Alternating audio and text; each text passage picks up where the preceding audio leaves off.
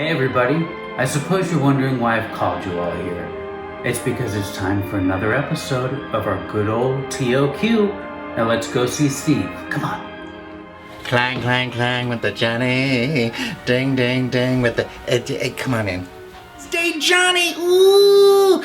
This year, I thought we would go with something really beautifully sentimental. So I chose 1945's The Clock, starring Judy Garland, Robert Walker, James Gleason, Lucille Gleason, Keenan Wynn, and directed by Vincente Minnelli.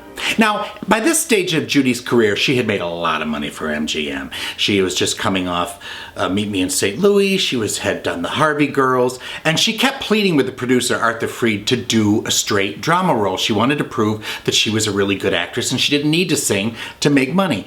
So they were looking for properties for her, and they found this one. But a girl has got to look out for herself. Now, originally, Fred Zinnemann, the director, was one of his early movies, was set to direct. He and Judy Garland did not hit it off at all. At all. What a little boy. She took Minnelli to lunch. She said, look, you're the only one who can really help me. She knew that he had made her look so beautiful and so romantic in Meet Me in St. Louis. And he said, okay, let me come in and take a look at the footage. So they ultimately scrapped everything that Zinnemann had shot, and Minnelli decided, he was from New York, he'd worked at Radio City Music Hall, he loved New York, and he decided to make New York a third character in this film, which was such a great idea. And Vincente Minnelli had them build Penn Station, a replica of Penn Station, and he starts it with this amazing crane shot, coming in, and you catch Robert Walker. That's where you're introduced to him and you begin following him along. And it's just extras moving in, doing business.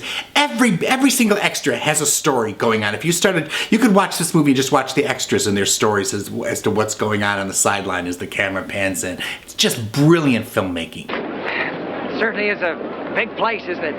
Yeah, it certainly is. You a stranger here? Yes, sir, I am. Well, you like it here. Goodbye. It's a typical wartime romance. So the plot is that Robert Walker's a GI. He's got 2 days in New York. He's walking through Penn Station, and Judy Garland comes along and trips over him and breaks her heel.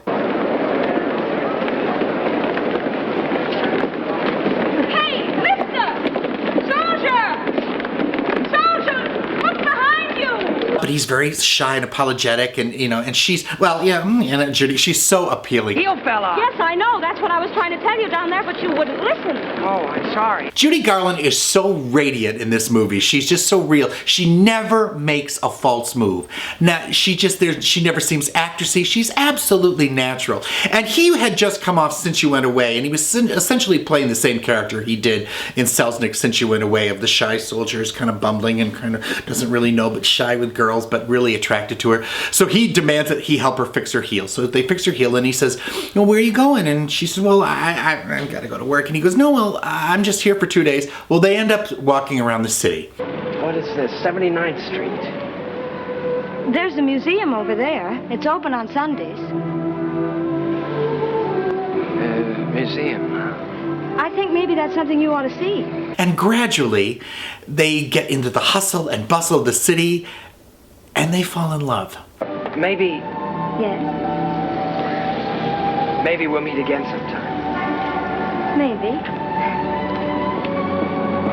When Robert Walker's trying to get her to come and meet him at this clock and have this date, and she's kind of being reluctant, she gets on this bus, and he's chasing after the bus to try to catch up with the bus, and she sees him and the bus won't slow down, and it's very same sort of thing that happens in the trolley song in Meet Me in St. Louis, where Tom Drake is running after the trolley and she sings clang, clang, clang, clang. So they get up there and he says, Will you break that date tonight? Yeah! and she says, I'll meet you at the clock. And he goes, where? She goes, at the clock. Under the clock at the Astor at 7. What? Under the clock at the Astor at 7. He goes, oh, okay. The bus pulls off. And just wonderful little moments like that. So they meet cute, and then they set out for a day in New York. And the movie is just interspersed with wonderful character actors along the way. They meet up with James Gleason, who's a milkman. And he's driving the milk truck around. And they have to get to another part of town and they don't know how to do it. And he says, well, hop aboard. I'm not going anywhere. I like company. So they get on with him and gradually they start making all his rounds for the milk company. Well, they stop in to get a pack of cigarettes someplace and there's this drunk. In here now, we get an entirely new consensus of opinion. I have seen the most un-American and uncanny conduct in this place tonight, you wouldn't believe it. And they're trying to ignore him, just trying to get the cigarettes and get out. And he is pontificating and like drunks do. And he keeps trying to pick up this woman at this bar who's eating. And she never says a word. She just keeps eating more and more and more. And she's getting more agitated, you know. And it's a wonderful little bit. And she never says a word. And it's Moyna McGill, who was Angela Lansbury's mother. She does a great little cameo here. After all, you are a man and I am a woman. What else is there? And he accidentally socks James Gleason in the eye. It's got to expand! Lady, will you wait? I haven't finished, lady. And James Gleason can't drive, so Robert Walker takes over and does the rest of the milk run with James Gleason just telling him where to go. And he and Judy run up into all these apartments and deliver milk. And that's another thing that just kind of bonds them together. And then James Gleason takes him back to and introduces him to his wife, who was his real wife, Lucille.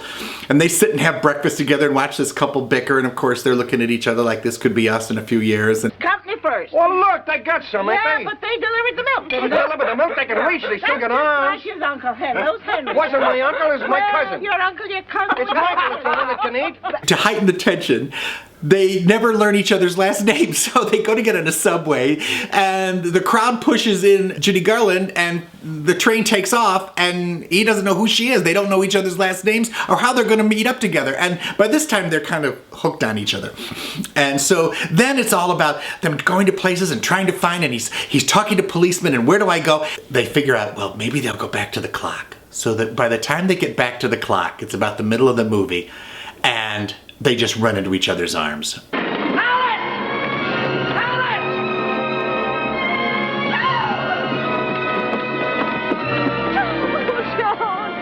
But time's running out. And all the time in the background, without ever being too maudlin, too affected, are all these soldiers coming in and out, and girls and women of all races and creeds and ages, and love coming in and out, in and out. So they go to Central Park. This scene, Minnelli was such a romantic.